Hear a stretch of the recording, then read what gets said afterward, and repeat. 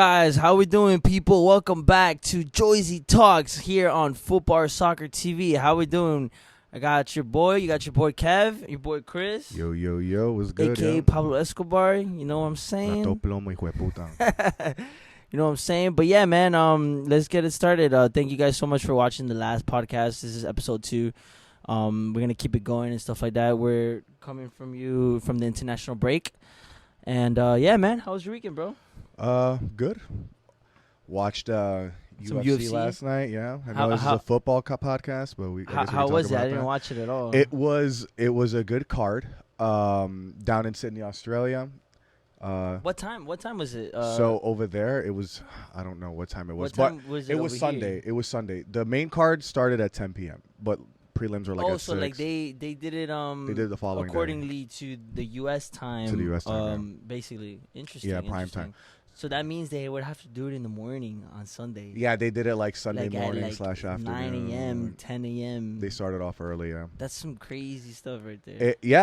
I mean, hats off to the fighters. They, gotta take that. I mean, you could call it an L, call it a W, call it what you want, but they woke up, they did their job. Great card. Not to talk too much about it, but Sean Strickland dethroned Israel Adesanya soundly. Wow. It was very one-sided. I didn't even see it. It was fucking insane. My brother, I think that's the last time I watch a fight with my brother, man. He's going crazy. Usually, I mean, you know me, I'm very intense, but he was more intense than I was. Yeah. I mean, I love it. You know, he wanted to see blood. I just love watching the art of martial arts. You know, whether it's if it's a chess match, if it's just a knockout, it's all fucking great. So that was my week.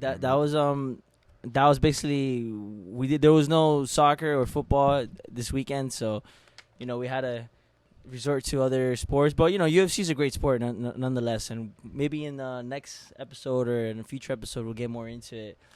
Definitely. Bro, I do not mind whatsoever. Yeah, I can we'll talk all definitely fucking think day. about that for sure. But yeah, let's get started, man. So last time we did this, it was before the season started, I believe, and we did predictions and everything like that. Now we're 3 to 4 weeks in so far. What do you think about the Bayern season? I know that Harry Kane has scored a few goals.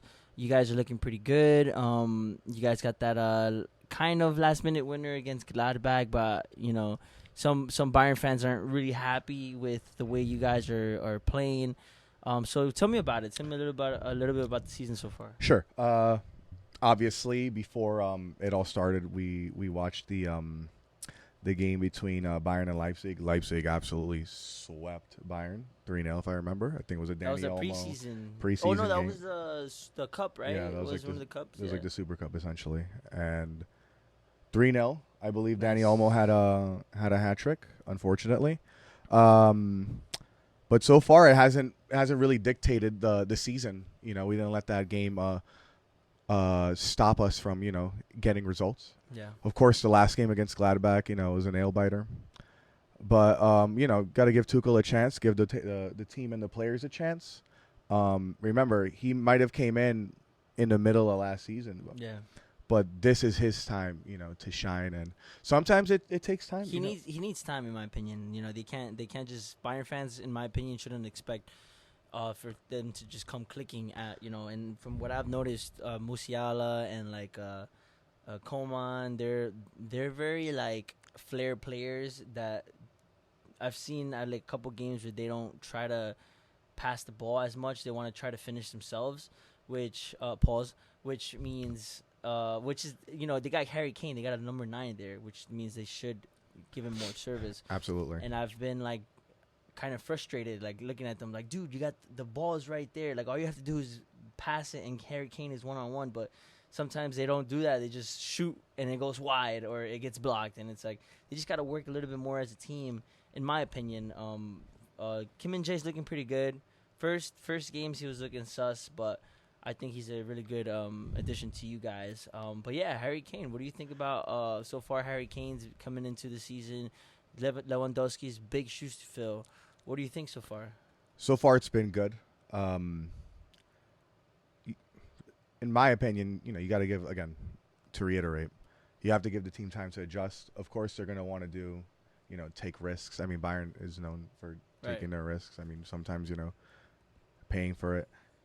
Harry Kane has he started off really well. He's already scored a couple of goals, which is good. He's the target man. Just got to wait and see what the team what types of strategies the team can develop, and to look for him. Yeah. And I think it'll go well. Of course, back to what you were saying, results.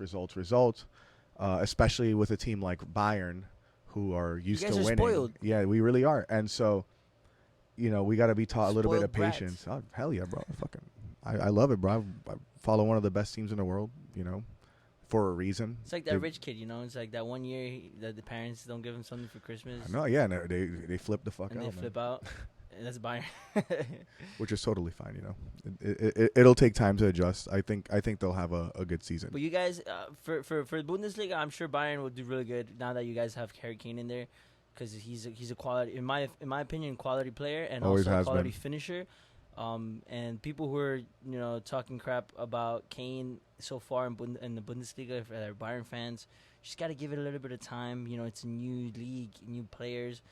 Just kind of like Tuchel a little bit. You just got to give it time to gel and stuff like that.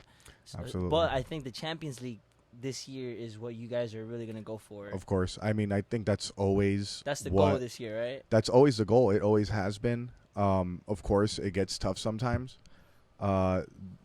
So far, with the draw this season, looks like you and I are gonna be at each other's necks, which is always fun. It's been a long time. We'll get to it. We'll get to it right now. But if you do, I guess this will be a good segue into the Prem.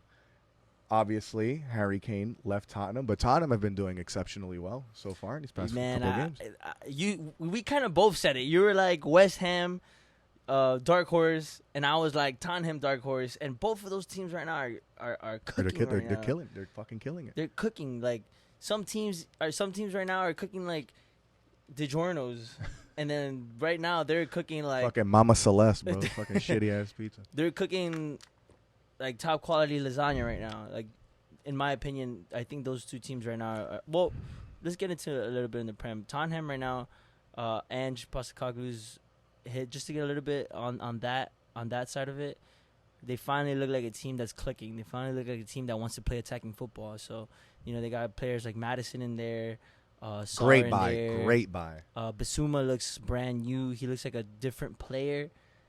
Completely. He was the Caicedo. You know how people are like, Caicedo was is the next big player. He was the Caicedo before Caicedo, and they got him for like 40 mil. And Conte, this criminal, like a criminal, didn't play him, which is like a disgrace in my opinion. And now he's looking like a brand new signing, and I think that's what the manager's doing, is trying to get the best players out of them. But the best out of those players, my bad. But the thing is that they need depth. So in my opinion, if they were like in another competition in Europe, they would struggle a little bit. But the fact that they got knocked out of the Carabao Cup, which is typical Spurs, you know what I mean? But some people blamed him for, not selecting the good players and stuff, I do get that. But I do think that they'll finish like, I think 5th. I think I put him 5th or 6th. But and West Ham looking great too. Better than ever, man. Alvarez is looking, Mexico, you guys got a good player right there in Alvarez. Looking like a good signing. James Ward-Prowse. I got him on my FPL, man. I have to.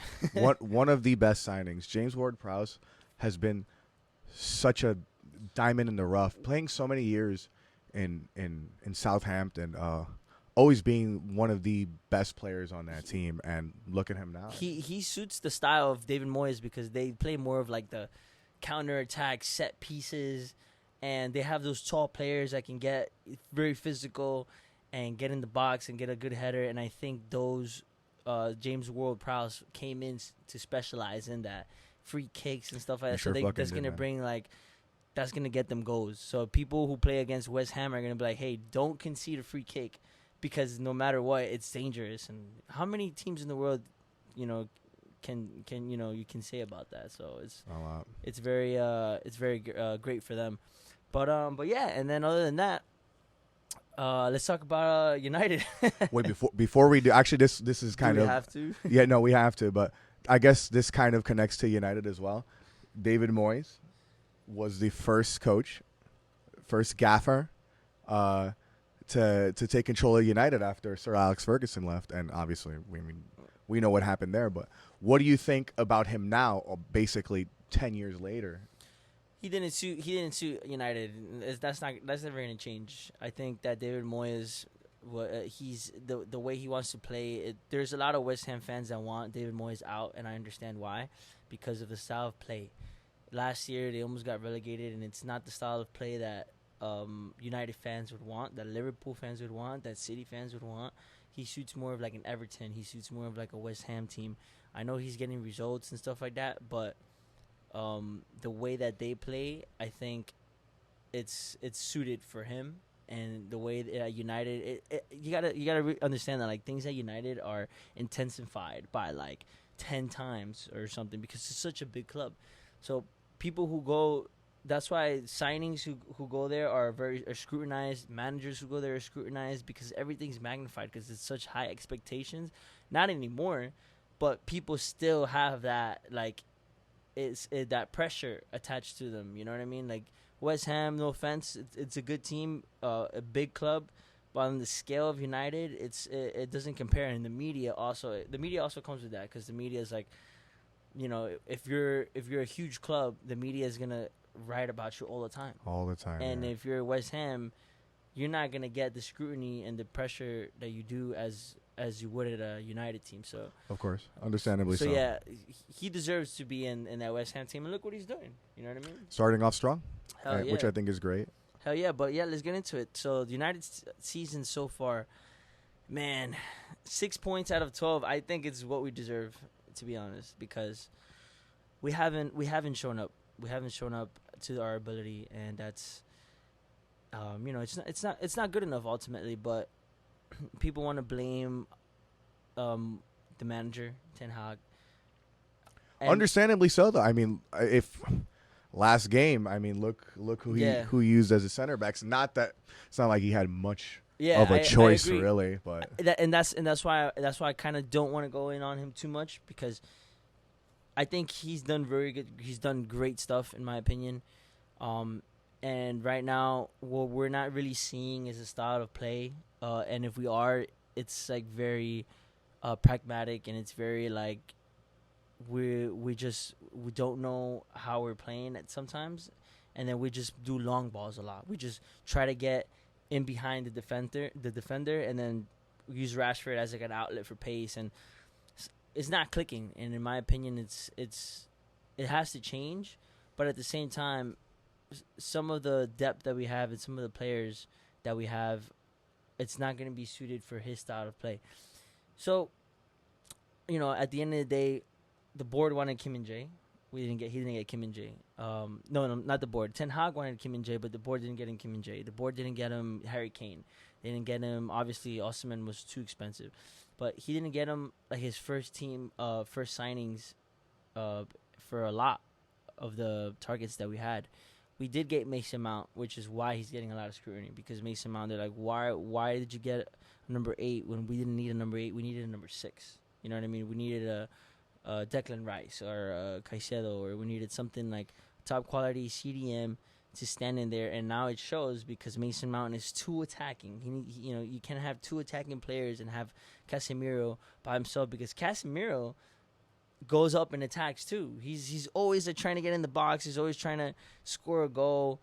And in my opinion, you're having the midfield is always getting bypassed, and he can't have that. And center backs, we get 2-3 injuries and we're F, because then we got Maguire and Johnny Evans, and whose idea was to give Johnny Evans a new deal? It's baffling. It's like, to me, it's like, I don't understand. And the way I look at it is the club is setting him up to fail, in my opinion, because he wanted to get rid of Scott McTominay. He wanted to get rid of Harry Maguire. Last time we were here, we were talking about him going to West Ham.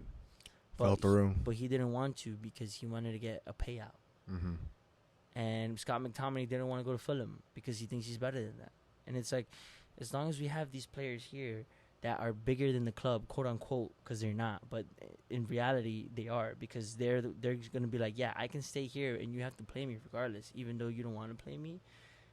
And that's what it comes down to. Would Bayern have that? No, Bayern would just send his ass to the reserves. And like, you don't want to leave this team. All right, you go play with the B team. You know what I mean?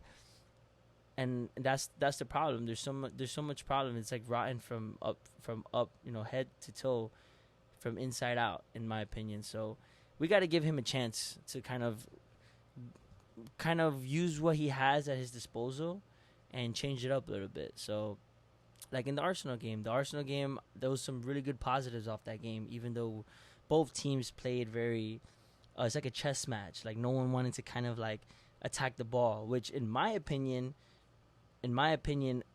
it was more upsetting from an Arsenal's perspective, because you guys are at home. They're at home. Arsenal is at home, and they're waiting for United to attack so they can catch us in the counter. I seen like fan cams of like AFTV saying that there was no difference between Nottingham Forest and United playing at the Emirates, because both teams were counterattacking, but they weren't doing anything either. So, in my opinion, that was the great game to watch towards the end. For the neutral, it was kind of boring, which I understand. But as a United perspective, I think it was good. We gave them something to work for. You know what I mean? Like, they had to work for that win. And at the end, what cost us the game was Maguire, Evans, an offside, and mentality. We just didn't have that mentality to keep the draw, keep the lead. Because as soon as we scored, that happened right after immediately, and that happened last time at the Emirates too. Same thing happened where the game ended 3-2. But I saw good positive things, but it's just I want to see a little bit more. And these players need to click. These players need to learn how to play as a team. Rashford needs to start passing the ball. He needs to start. Rashford's a great player when he's direct, right? When he's going direct at people, he's dribbling inside the box, and shooting and scoring a goal. But that's not all you got in the game. You need to do more. You need to dribble and cross the ball inside. You need to play 1-2s with your overlapping fullbacks. It's like you need to be more in the game. You need to track back. There's so much more that these players need to do. In my opinion, Antony wasn't good enough. Really great work rate, and he also, like, his defensive role was really great, but you're an attacker at the end of the day. You need to score goals or assists, and these players are not clicking, and Bruno Fernandes didn't kind of show up in that aspect in that game, and we're just away from home, we're terrible. At home we're good, but away from home we're terrible, which is why I'm scared to go to you guys, because now that's a good segment to the Champions League. In my opinion, the Champions League a draw. I want to get your opinion on that. So we got Bayern, United, Galatasaray, and what was the fourth team? Shit, I'm drawing a blank. The fourth team was Copenhagen. I think that's how you say it. Yeah, but, Copenhagen. But yeah, what do you think? What do you think about that draw? You think you guys will make it through? I mean, I want to say yes, but you never know. I mean, we all know that for the past couple of years, Bayern is notorious for kind of soundly fucking destroying teams in the group stage. Bro, I'm scared. Honestly, I'm not scared. A lot of United fans didn't want Bayern. No one really wants a big team. But I was happy, because if we're going to go out of the Champions League, we might as well play the best teams, man. Like, I don't want to be like, no offense, like City, where they get like the easiest draw every year. They get the easiest draw. Besides last year, where they ended up getting a hard draw to the final, but in the group stage is always the easiest draw for them. It's like, I want to see like exciting games, and I think that Bayern and United, it's one of those exciting games that have a lot of history in it. And there's two big teams, one of the two biggest teams in my opinion in the world. and for it to be the first match of the group stage, I think it's going to be exciting. And I'm obviously nervous and I'm not confident because of the way we're playing. But at the end of the day, it's like you never know what can happen during the day. You never and know. That's football. You know what I mean? And I mean, it's not like United has never rose to the occasion. I mean, a couple of years back, they knocked PSG out of the Champions League. It was through a penalty, but it's still a win's a win nonetheless. They have a lot to prove. Everyone likes a good underdog story, right? The irony, right? The United being the underdog now, because it's been a while since they've been in wait, when was the last time United were in the Champions League, actually? It was last year. It was last year, right? Wait. Well, no, was it? We got, I think, no. Last year we were in the Europa League, but I thought we were, last year we were in the Europa League. It was the year before. There you go. Yeah. That we're in the Champions League. I mean, even if Bayern beat us, we could still get second place, because there's still a chance, Galatasaray and Copenhagen. Copenhagen and Galatasaray. So, but the way I look at it is that Bayern, like United, will probably turn up against Bayern and probably get maybe like a draw or maybe a win at home or something like that, and then do crap like at the Galatasaray games in Copenhagen. It just speaks United. They turn up for the big games sometimes. Like the Barcelona game, like last year, like they turned up for those games, and then against Sevilla they didn't turn up. So it's like, what's the point? What's the point of doing all that hard work if you're not gonna be consistent with it? So that's what I'm like. I just want us to be consistent with it, and if Bayern beat us, at least we put up a good fight, and we have to beat the other two teams. We have to beat Copenhagen, Galatasaray, home and away, and then we'll be good. That's a tall order, man. Exactly. And playing the Champions League, I mean, these teams are there for a reason. Mm-hmm. It's not like especially they're Galatasaray right now. They're looking good too. They're two good teams, so I don't think it'll be the easiest for Bayern. I'm sure again they're known for basically. I mean, these past couple of years they've destroyed everyone in the group stage. But I guess we're just gonna have to wait and see. It's gonna be fun, man. When's the first date? It's the following Tuesday, right? For all you Bayern fans, you guys are shook right now. I know you guys are shook. I know it. I don't know, bro. It's the 19th, I believe, isn't it? The first game. I'm not sure. Oh, I think the 20th. I think the September. 20th? I'm not too sure. I don't quote me on that. I gotta check. I gotta look it up. But it is a Wednesday. I know. If it's a Wednesday, I believe it's the 20th. Yeah, I think it is the 20th. But it's gonna be a good game. All my Bayern friends out there, it's gonna be a fun one. And we're probably gonna go to watch it at the pub. And then we wanna plan like a watch along thing for not the 20th, but the one after that, maybe in the Old Trafford one. So we'll keep you guys updated on that. We want to do it, but we haven't done like a live stream yet. But I think it'd be the perfect opportunity for us to do a live stream since, we got a lot of me as a United fan and Chris as the Bayern fan, and also we have other friends that we can invite that are Bayern fans and United fans that I think we've known each other for like years. I think it'll be fun to kind of see either one of our sides like melt down or. Oh, that's always fun. It truly is. You know what I like about those is just like raw emotion. Yeah, it's so reactionary because it's at the moment. It's at the of course. And it's funny because at Mulligan's when I went to a pub to watch the Arsenal game against United, Mulligan's pub in Hoboken. Shout out. Yes, sir. And I went with our boy. I went with the boy Pedro. Oh yeah. And that second goal, the offside goal, the Garnacho goal. Oh, everyone lost their shit, dude. I lost my crap. I lost my shit. I was screaming. I was like, "You pussy-o!" I was screaming, and those Arsenal fans like sitting behind me, and I was going. Sour grapes, man. I was just going ape shit, and then, boom, the offside. Premature. The offside happened, and then I look like a fool, and I'm there like sitting like this, like. But honestly, that did not look offside. Even from like the initial pass, even before the review, I thought it was good. You know what I heard? Supposedly that they did the call because they were under pressure and they needed to do it quick, so they just drew because it's weird because the way they drew the line, it doesn't seem like it's straight. It seems like it's it's at a different angle, right? And it needs to be.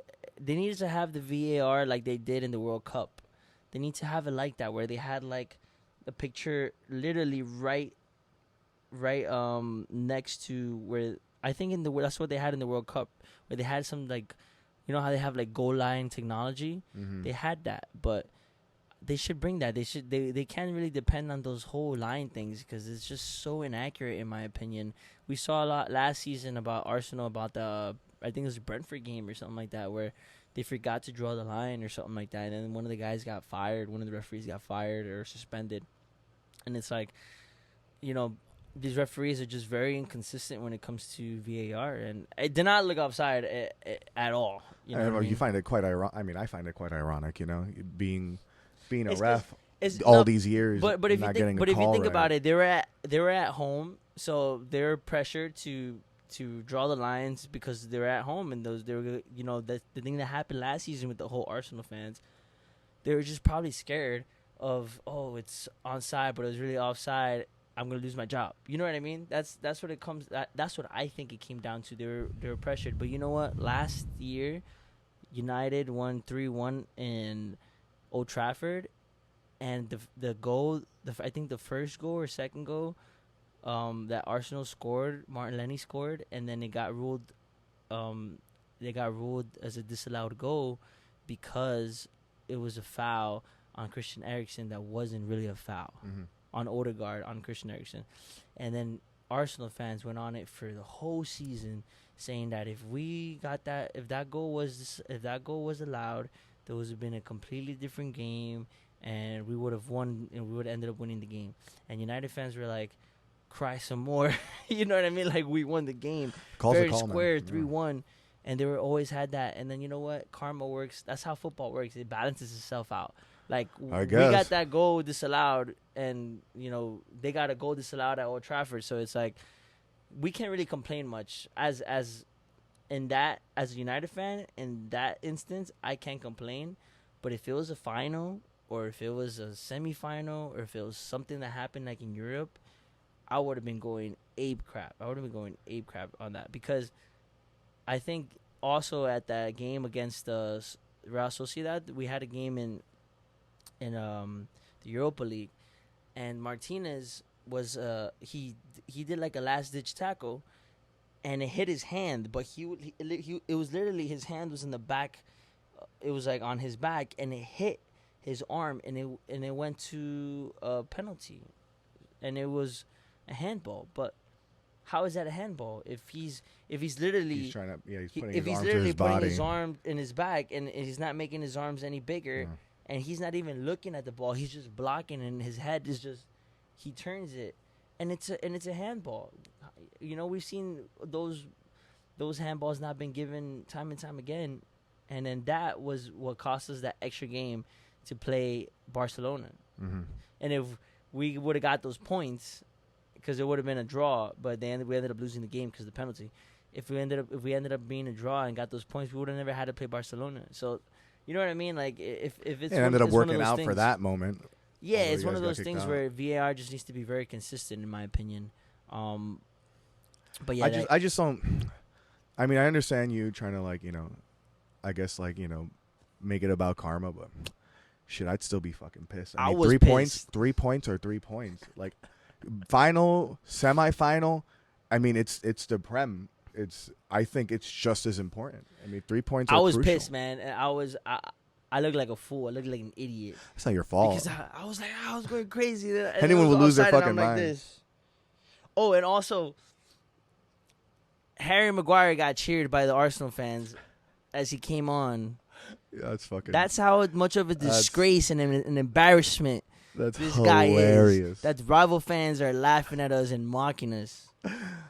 Bro, we are a fucking joke.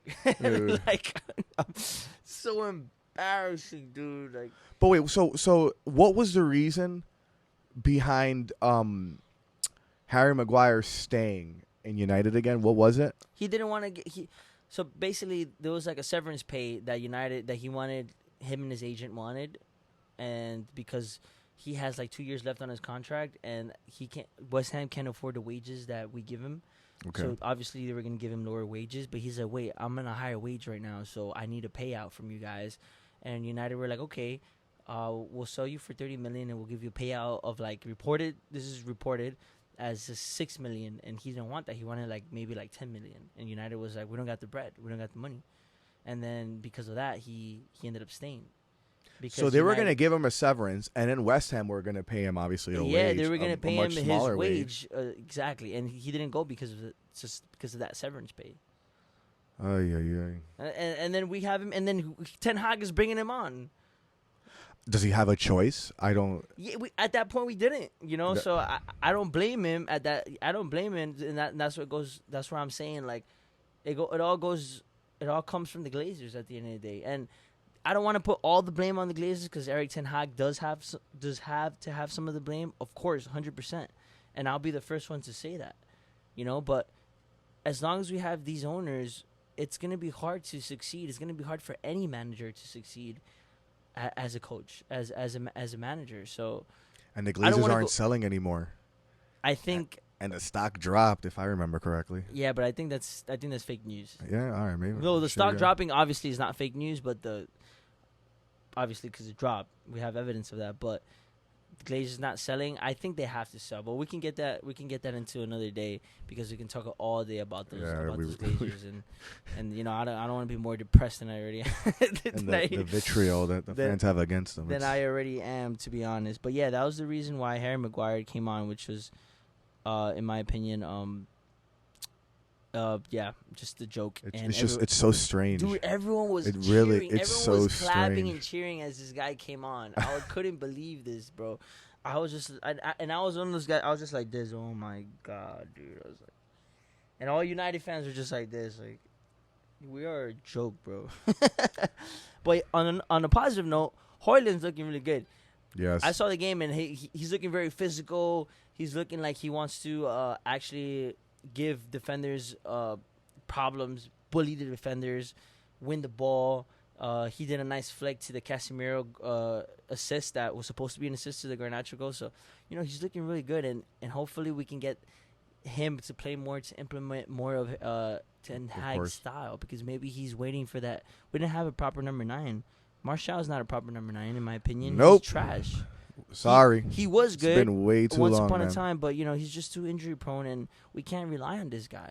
So if we were to have like a Harry Kane and a Højlund, then we might have been in somewhere where we can actually talk about something serious as a club. Yeah, but that's the issue, right? Like, if you at least have a really good attack and a good midfield, then the defense can kind of slack a little, right? Højlund's looking good. I think if he were to go to Bayern, I think he'll do really good too. But we'll see. He's young, like a backup. You know what I mean? Like, you can't put him as like your first. No, I mean, this is his time to shine. We don't know where his career is gonna go, but I mean, it can stay in United if this team can bring results. It's the start of the season again. I mean, you don't want to start off too slow. We know what happens. Yeah. You get left behind because, I mean, again, the Prem is one of, if not the best league. It's too hard, man. You can't. There's no room for error in that league. And Højlund was, in my opinion, would be a good backup for like a main striker, but we don't have a main striker, so now he's going to be forced. The 20-year-old is going to be forced to play as a main striker for Man United. That's a lot of pressure on him. So, we want to give him all the time that he needs and deserves, in my opinion. So, any United fan that's going out, if he does a bad performance, you got to give him like full season, another 2 full seasons, because we need other signings in that could help his style to play develop, and another striker too, because we can't depend on Højlund. Yeah. But yeah. Anyway, that's what I had to say about Højlund, and I want to talk a little bit about the Antony and Sancho situation. So for those who haven't heard, Sancho, Jadon Sancho, and Erik Ten Hag had kind of like a beef, I'd say. Not really a beef, but a falling out. Yeah. Erik Ten Hag kind of called him out. They got asked the question about why wasn't he on the squad, and he said it's due to performances in training, that he wasn't training that well. That's why he got dropped from the squad. And the standard at United it's really big, and you need to meet them, more or less. That's what he said. And Jadon Sancho did a statement to say that that's not true. That he's been made a scapegoat in this club for a long time, and that he respects the decisions of the coach and the staff, and he thinks there's something more to it. That to the reason why he was dropped, as opposed to him not training well. So that's kind of caused a little bit of like not a little bit but a lot. It's a huge stir. It's a huge thing right now. What do you think about that? Because there's two sides to it, right? There's the side where Jaden came out and Erik ten Hag came out, and should have Erik ten Hag came out, or was he right for being honest? Did he have the right to be honest, or should he have just like said something else, kind of like not put him under the throw him under the bus? What do you think about that?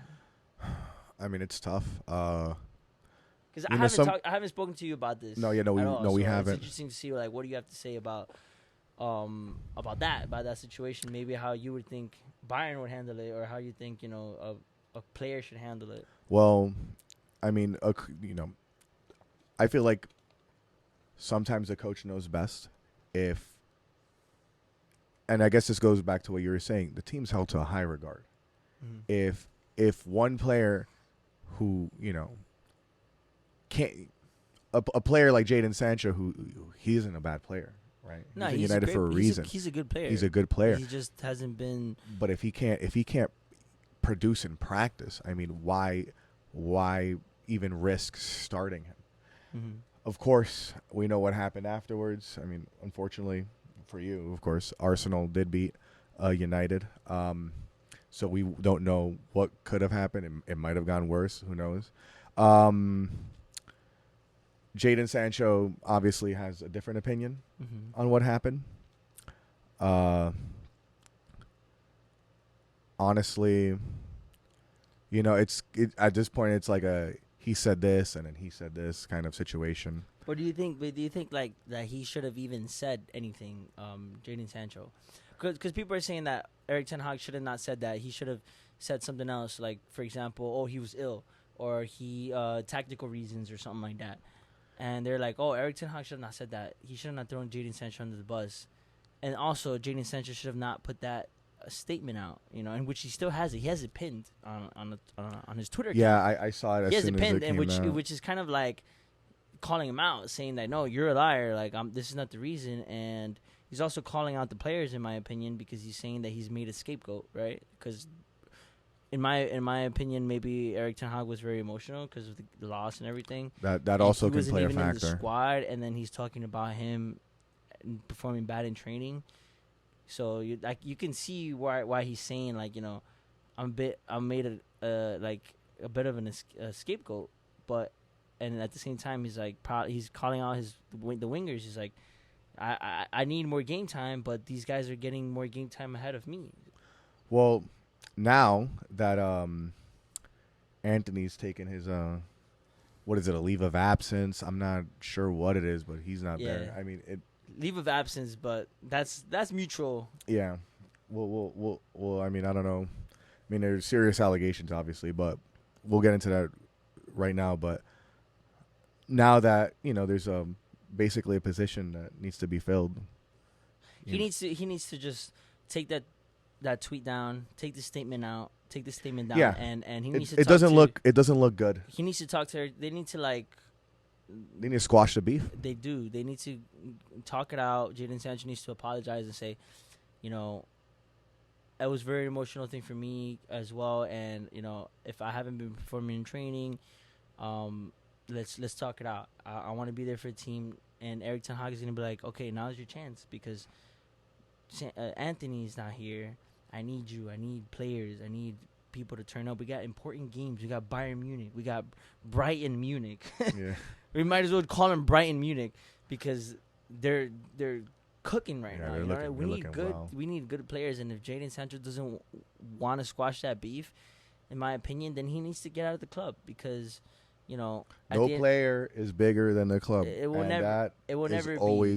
Almost always the way it goes. It will never be, and unfortunately, in that world that we live in, this football soccer world, manager is always. You gotta always respect the manager. And he's kind of doing the Ronaldo thing where it's like, oh, he has no respect for me. A little inspiration. He has no respect for me, so why should I have respect for him? And in my opinion, that whole Ronaldo situation just kind of showed the players that, like, they can be bigger than the club. You know what I mean? And it's like, in a weird way to put it, I think that kind of might have something to play part to play into why players are kind of acting like they're bigger than the club when they shouldn't be, in my opinion. But there's been cases in Dortmund where he's turned up late, and he's also made a statement where he's like he's been made a scapegoat as well at Dortmund, and also at sounds like a pattern, really. Also in Manchester City, but he was a kid in Manchester City, so I don't want to really like look at it too much. But at Dortmund, supposedly there was some issues with him, so it's like, in my opinion, Erik ten Hag did the best he could last year. He took a leave of he didn't put him in the squad. He put him away from the squad for 3 months to kind of work on his mental health or whatever the case may be. We don't know what happened. They kept that very secretive. Mm-hmm. Maybe he's tired of that. Maybe he wants him out, and this is a way to be like, okay, I'm going to say something about it, and he wants to see a reaction. He wants to see how he reacts to it, whether he's going to act petulant or whether he's going to be like, okay, you know what, I need to step it up. In my opinion, there's a method to the madness. Only time will tell, Only time will tell, and it could make or break his career at United, and the team as well. Yeah, this season, it's. But Jadon Sancho hasn't been good enough, in my opinion. He hasn't. People want to call him a flop, and I can see why they're saying that. I would agree to a certain extent that he has been a flop, but we need him right now. So what's it gonna be? You gotta squash the beef, man. Put up or shut up, man. That's the way exactly. it works. You gotta suck it up. This is the way it is. Players nowadays think that they have all the power in the world. You don't. So just shut up. Train good. If the manager's saying you're not training, whether it is that you think you're training or you think you're not, the manager says that you're not training well. What does that say? When your boss is saying you're not putting in good performances, what are you gonna say? No, I am putting in good performances. You're a liar. If your boss came up to you and told you that, would you call him a liar? Would you be like, oh, listen, I'm sorry, I'm trying really hard. What can I do to make my performances better? Yeah, you want insight. You don't want to just fight. All the time, because clearly, like you said, it looks like it's been a pattern for the past couple of years, whether it was United or Dortmund. Train, man. Do what you do best, and just do what you can. Try to get in on Ten Hag's good side by training well, getting results, get back on that first team, because there's a huge, big shoes to fill. Not that Antony is my favorite player anyway. I don't really think I think he's okay at best. Being a right winger at United is in itself, just that position itself is big shoes to fill. Not just because like Anthony's playing there or whatever, but it's a big position. Can Sancho fill in that position? I think he can, but he just needs to shut up and show it on the pitch. Like, that's what it's about. Like, you can all that's all it's about. Yeah, we could all say, it's all about footy, good. Dude. I've been a scapegoat. He's lying and all this. Who cares, bro? Like, just shut up. Now's your chance and show it on the pitch. Use that frustration. Use that to your advantage. Of course. And that's what I would do if I was in a situation. Obviously, we can all say that because it's easier said than done. Absolutely, of course, yeah. But there's other players that have set that example for them. Just look at the other players. They haven't come out and started beef with managers. They've shut up and done what they need to do. You know what I mean? Whether it is leaving the club or whether it's staying at the club, but it's done behind closed doors. And Erik ten Hag said it, and he called you out on it. Okay, that's the manager. Don't fight him. Just get back into the team, man. We need you, Jadon. We need you, bro. But if you don't want to do that, then peace out, bro. Like, there's another club for you somewhere out there. Go back to Dortmund or something. But, I want you to stay. Hopefully he stays. We'll see what happens. Preston North End, dude. Playing a championship, bro. Stoke. Fucking rainy night, bro. A rainy night at Stoke. But yeah, real quick, let's touch a little bit about Antony, and then we'll go on to the predictions of the rest of the season. I mean, honestly, not much to talk about. Unfortunately, the man allegedly put hands on his wife, I believe. Yeah, there's been some bust up where supposedly he dated this I think Brazilian singer, and she's accusing him of like So a girl, right? And not his wife. his ex-girl. His Yeah, ex-girlfriend, she's accusing okay. him of like putting hands on her, and there's like a whole mess where like he did something at a Manchester hotel, and the doctor, one of the private doctors from United, came to treat her. So she's blaming United for helping it cover up or something like that, and they're both like United saying that like the doctor did come, but there was nothing to cover up like that, and it wasn't like that. It was out of context, and also that Antony is innocent. He came out in an interview saying that he's never done anything like that. Like she's been the one that's like been aggressive, and that's similar to like I guess the Mason Greenwood thing, but the Greenwood thing there was like pictures and a voice notes. So I think the voice notes is what made everyone be like, I don't believe this guy. Like they believe that he's done something. But Anthony, there's been pictures, but there's been nothing like substantial evidence like that to kind of prove that he did do it.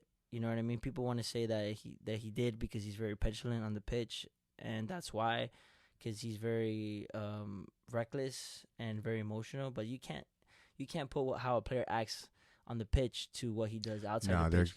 They're two completely different things. Completely different things. So you got it's a kind of not messed up situation, but it's a sensitive one for sure. And if he's innocent, like there's a chance that he is innocent, right? Of course. Then she should go to jail.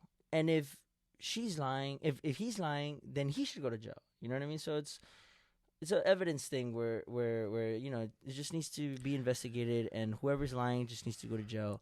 And if she ends up being the one that's lying, things like that do happen.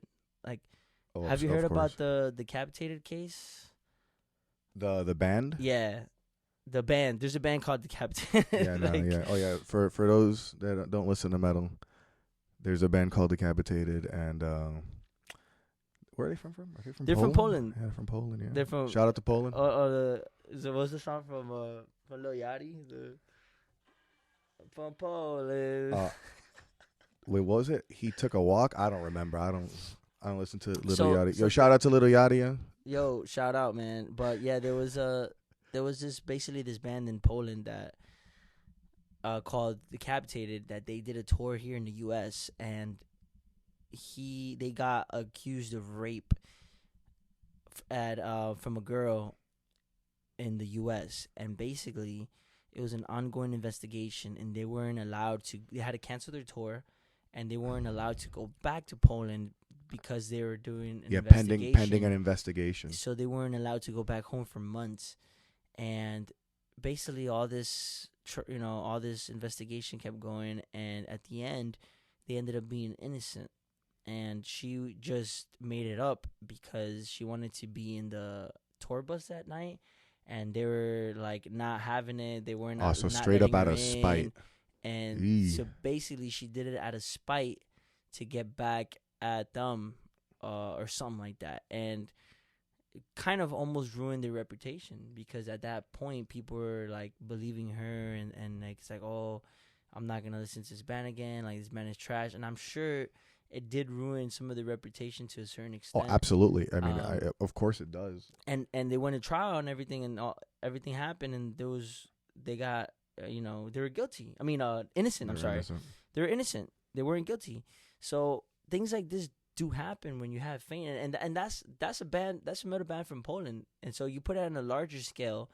I know she's I think she's a singer, and she's pretty well known, but Anthony, like, he's a player for one of the biggest clubs in the world, and one of the biggest sports, the biggest sport in the world. So it's like, you put that on a much larger scale, it's it's not out of this world for things like that to happen, and maybe, and I think that the whole Mason Greenwood thing happened. I don't think that like any of the players would want to get involved like physically, because they had that in their minds. Like, even if they did want to, or even if like there was a moment, I think that those players would think about that moment and what happened with Mason, and they use that as an example to like not, I'm just saying it could be that he is not innocent, but we will never know until the evidence comes out. Yeah, we're just gonna have to wait and see what kind of evidence that they can gather and see whether or not he's guilty. But it's good that they suspended him. Not suspended him, but leave of absence, whatever it is. It's good because he wasn't playing good anyway, and he's gonna get a lot of abuse. And if he did do it, then rightly so. But if he didn't do it, even so, he shouldn't be in the team because it's a distraction at this point. It is. He needs to, I guess, focus on himself. It is unfortunate 100%. if the allegations are false. It is unfortunate. But again, we're just going to have to wait and see. These are, very sensitive things that happen. And, no allegation is taken lightly. That's for sure. Of course. Nor should it. But and it's like whose side are we going to be on? Like, we're on nobody's side. We're just looking at it as football fans, right? Like, if one of the other person is lying, they should go to jail. And the truth will come out eventually. But in footballing things, it's going to affect the football. So have him out of the squad, So it's a good thing that he's out of the squad, in my opinion. But some people say it's a positive thing because he wasn't even playing that good anyway. So, oh no, hell no. So we'll see how how it goes. Maybe they put like Mason Mount on the right wing, Bruno on the right wing, which I'm not a fan of. I want to see. No. I want to see either Sancho there, or Palestri there, or they might put Rashford there too. He might think of like putting Rashford there, or maybe filling up the left spot with someone else or something like that. Because Ahmad he's the right winger. He's injured. Palestri is young, but I don't know if he wants to put him into the big games.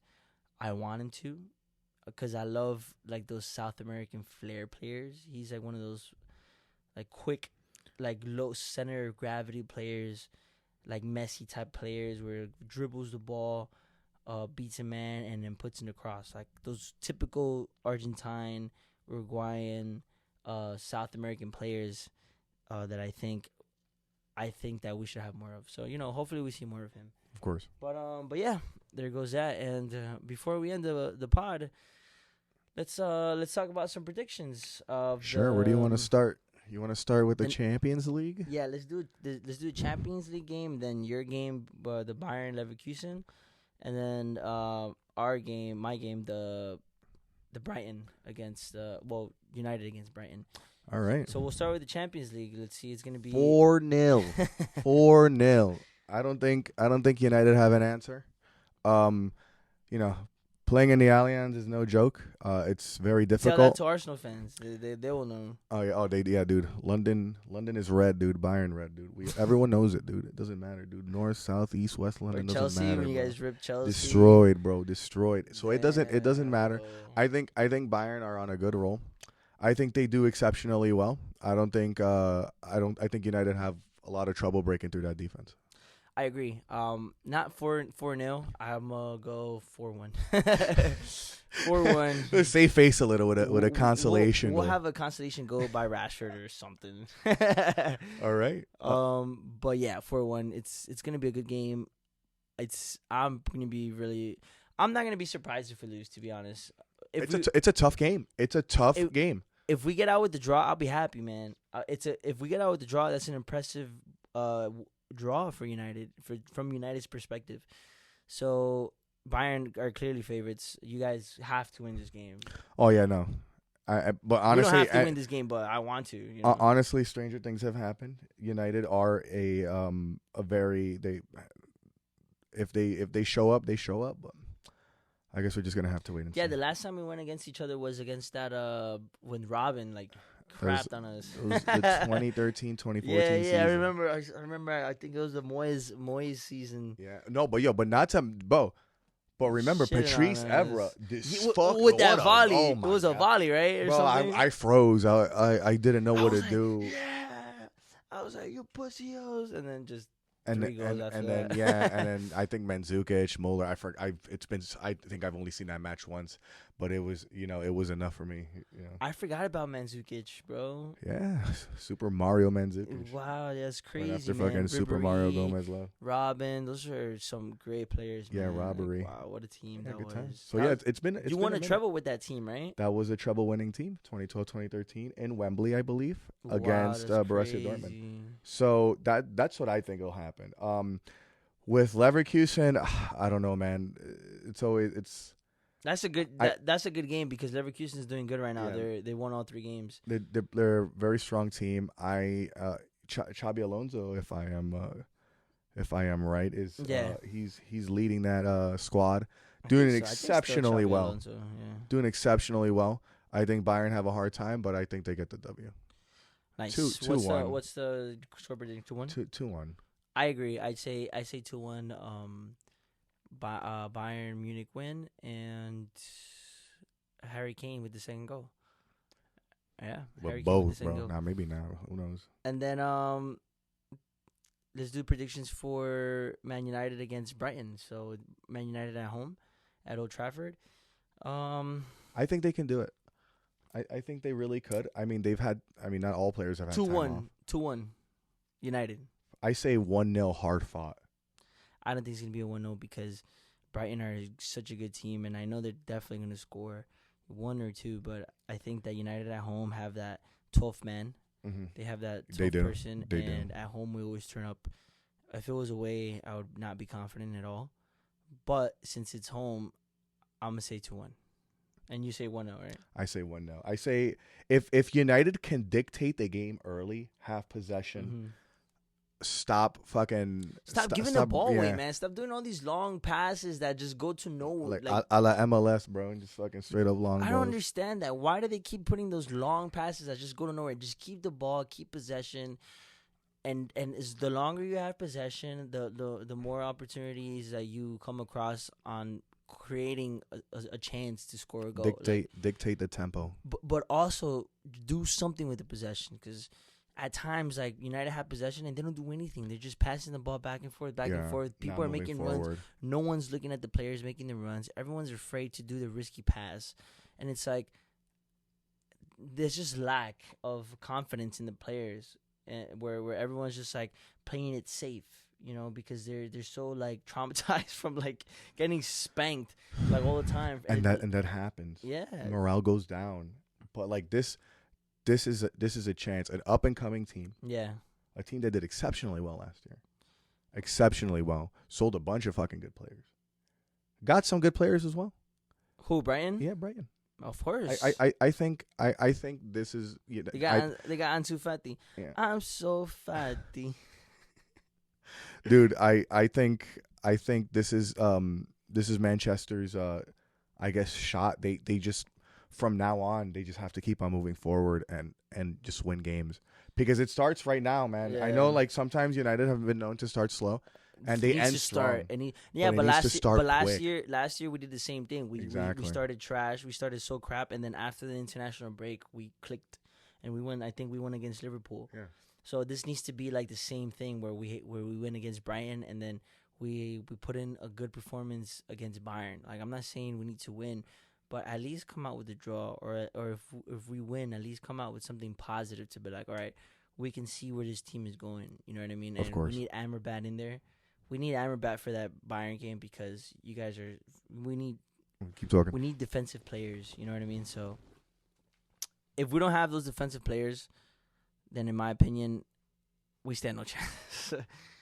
so yeah, we need a Amrabat in there, and then hopefully we'll see how Højlund. I think as long as you have those two players, if Rashford plays or doesn't play, I don't care. I could care less because I'm not too happy with Rashford right now. But he is very dangerous when it comes to scoring goals. So yeah, we'll see, man. It's gonna be an exciting game.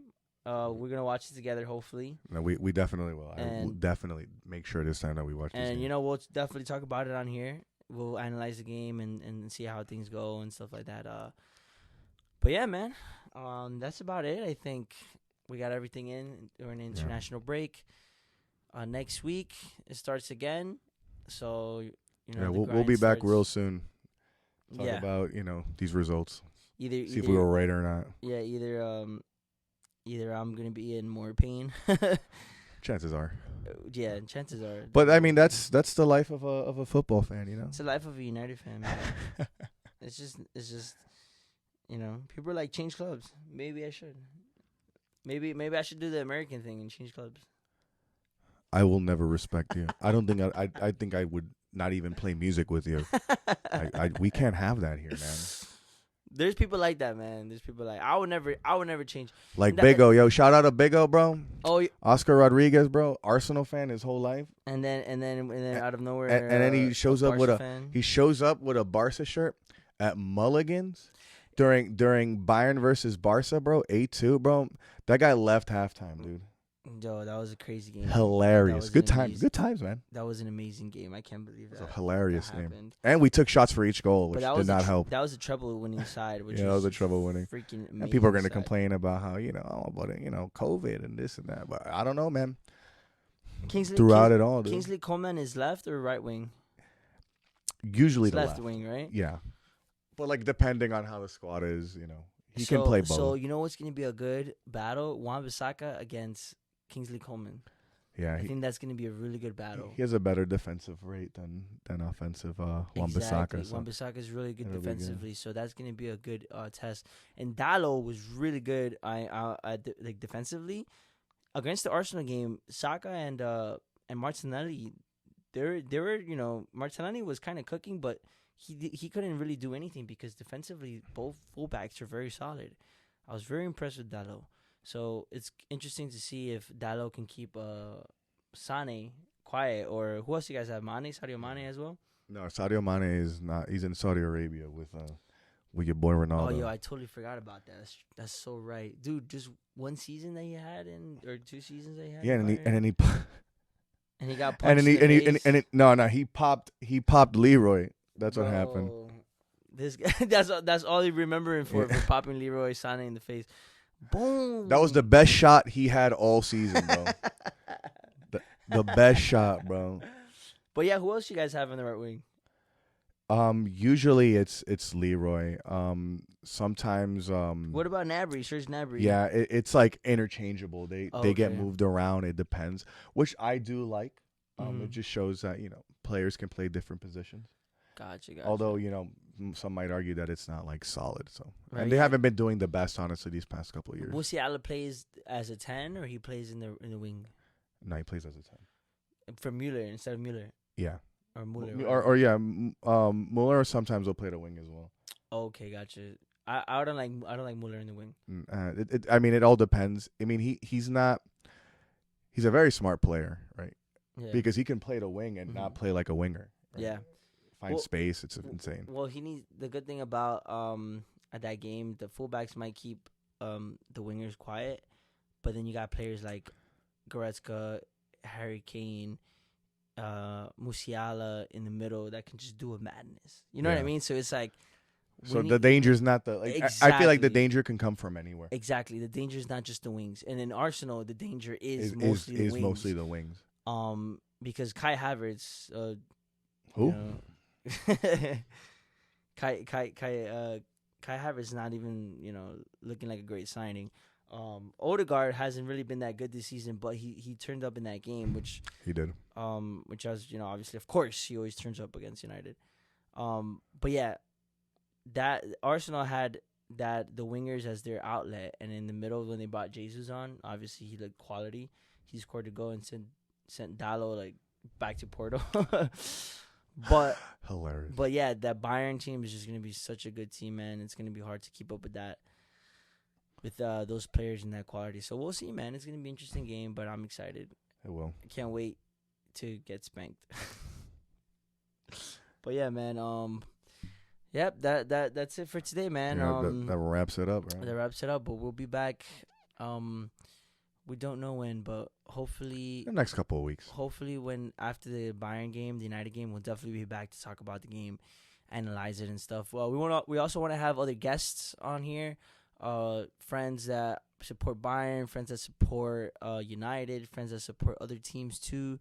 We have a bunch of friends that support other clubs, and we want to have their say as well, not just our say, because I think that the U.S. has such a great fan base for teams outside of here, and they need to be heard, in my opinion.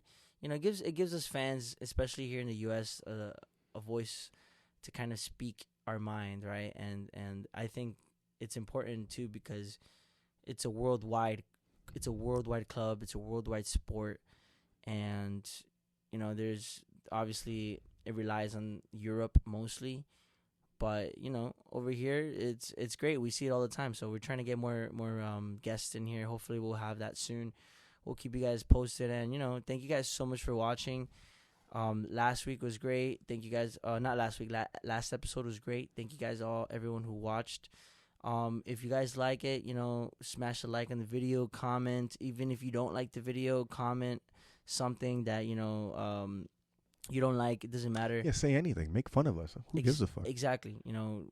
Whatever. We're good with criticism, I think. Share hopefully. it and subscribe if you do love it. It'll mean a lot to us. Even if it's just one person, it doesn't matter. It would definitely mean a lot to us. So yeah, thank you guys so much for watching, and we'll catch you guys next time. All right, peace. See you guys.